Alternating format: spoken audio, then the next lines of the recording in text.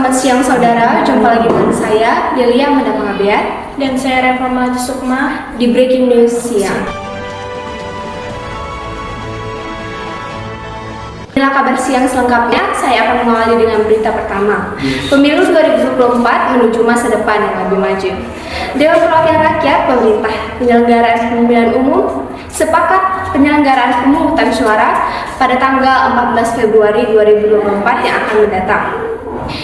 Negara Indonesia memiliki potensi besar untuk menjadi negara maju, tetapi masih banyak permasalahan yang perlu diatasi. Bagi pemimpin baru yang akan terpilih pada tahun 2024 yang akan mendatang. Di antaranya, kebijakan dalam isu lingkungan dan penguatan sistem pendidikan sebagai fokus utama dalam pemilihan presiden dan wakil presiden, serta memiliki pemahaman yang kuat tentang meningkatkan efisiensi teknologi.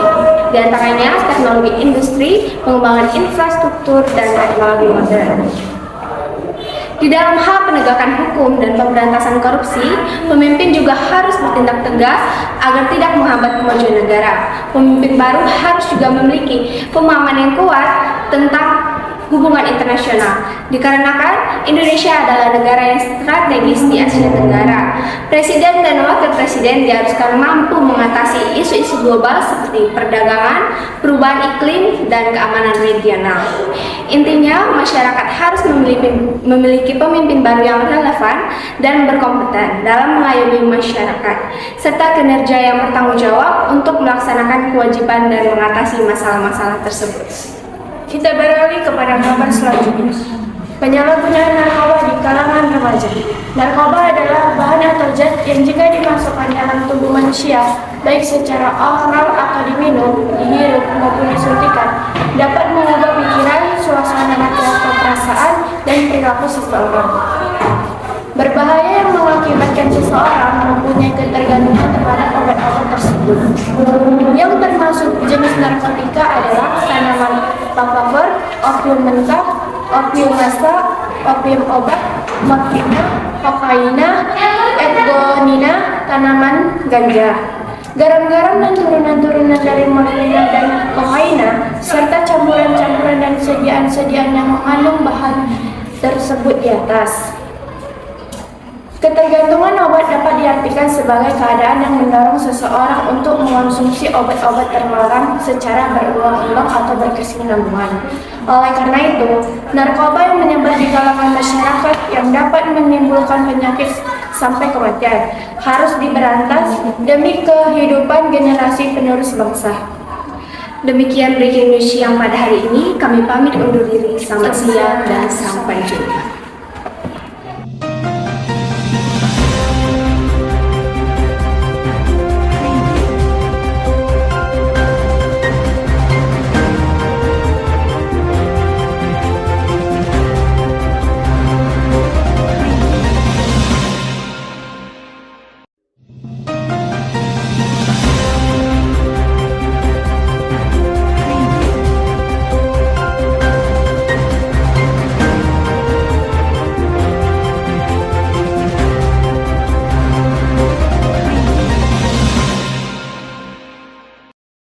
Selamat siang pemirsa, kabar siang kembali hadir di mata Anda.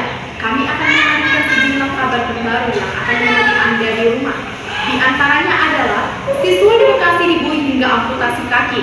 Selain itu, kami juga akan menghadirkan sejumlah kabar lainnya. TikTok Shop di Indonesia resmi ditutup. Bersama saya Salwinda Dan bersama saya Nadia Pasya. Inilah kabar siang selengkapnya.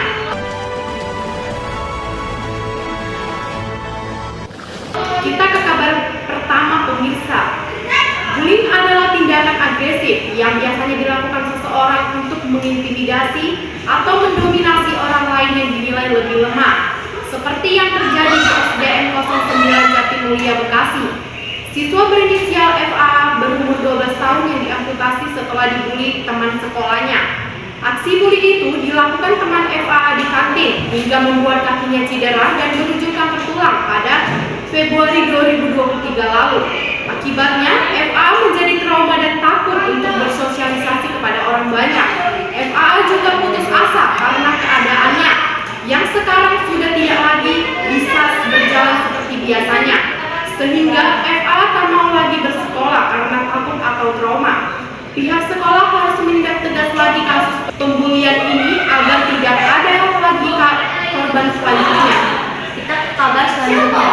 TikTok Shop di Indonesia resmi ditutup pada Rabu 4 Oktober 2023 pukul 17.00 WIB. Hal ini diumumkan oleh TikTok Shop melalui ruang berita di laman resminya Selasa 3 Oktober. Penutupan tersebut terkait aturan baru Permendak Nomor 31 Tahun 2023 yang melarang media sosial bertindak sebagai e-commerce. Kemudian, kehadiran TikTok Shop dan platform sosial commerce berupa telah memunculkan sejumlah masalah serius, terutama dalam hubungan dengan pelaku usaha mikro kecil menengah atau UMKM di Indonesia. Penutupan TikTok Shop dan platform serupa mungkin dianggap sebagai tindakan yang dilakukan oleh pemerintah Indonesia untuk melindungi UMKM, mengendalikan risiko penipuan, dan menghentikan peredaran barang-barang ilegal. Pentingnya platform sosial commerce seperti TikTok Shop untuk mematuhi undang-undang dan aturan setempat, termasuk larangan melakukan transaksi dalam aplikasi sesuai dengan pasal 21 ayat 3. Oleh karena itu, TikTok Shop Indonesia harus dilihat sebagai langkah proaktif untuk menciptakan ekosistem perdagangan elektronik yang lebih teratur dan adil. Demikian berita terkini dari kami. Saya Salwinda Dan saya Nadia Tasya. Kami pamit undur diri, sampai jumpa, selamat siang.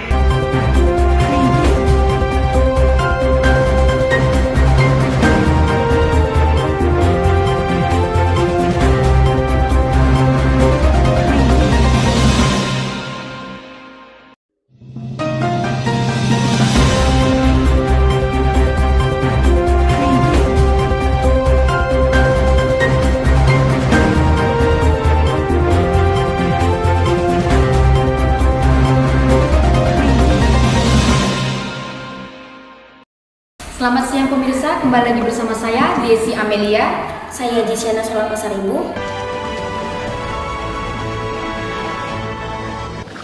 Pada berita kali ini saya akan membawakan berita tentang pemberantasan narkoba pada pelajar tingkat SMA. Narkoba merupakan nama yang akrab di semua kalangan remaja termasuk kalangan SMA. Narkoba merupakan zat yang dapat mengakibatkan rasa kecanduan sehingga penggunanya akan terus berusaha untuk mendapatkannya. Kasus penyalahgunaan narkoba ini sudah banyak ditemukan pada semua tingkat pendidikan, terutama pada tingkat SMA. Berdasarkan hasil survei, penyalahgunaan dan pengedargelapan narkoba pada tahun ke tahun yang dilaksanakan oleh Badan Narkotika Nasional atau BNN dalam buku Indonesia News Report, angka prevalensi penggunaan narkoba di kalangan pelajar atau mahasiswa sebesar 3,2% atau setara dengan 2.297.492 orang dari 15.440.000 orang. Kondisi yang terjadi saat ini merupakan kondisi yang sangat merugikan bagi bangsa Indonesia untuk kedepannya. Oleh karena itu, narkoba yang menyebar di kalangan pelajar terkhususnya tingkat SMA yang dapat menimbulkan penyakit sampai kematian harus diberantas demi kehidupan generasi penerus bangsa, agar generasi penerus bangsa ini dapat menjadi generasi yang maju dan berpotensi. Selanjutnya, saya akan menyampaikan berita tentang pengaruh literasi digital terhadap masyarakat. Literasi digital atau digital literasi merupakan bagian dari media literasi. Dalam literasi ini, diperlunya kewirausahaan, di mana kewirausahaan tersebut perlu dikembangkan dengan berbasis digital. Tren digital tumbuh sangat luar biasa, termasuk di Indonesia, karena penerapannya dapat membuat masyarakat jauh lebih bijak dalam menggunakan dan mengakses perangkat tersebut. Kondisi literasi ini menunjukkan tingkat pengenalan dan penggunaan perangkat digital yang semakin tinggi sehingga berdampak pada kehidupan masyarakat. Dunia digital menawarkan manfaat, keuntungan, dan kemudahan yang besar bagi semua orang di Indonesia. Maka dari itu, kita diminta harus bijak dalam pemakaiannya agar terciptanya pola pikir dengan pemahaman yang kritis serta efektif. Demikian berita hari ini, saya Desi Amelia. Saya Jesiana Solan Pasaribu. Kami pamit undur diri. Terima kasih. Sampai jumpa.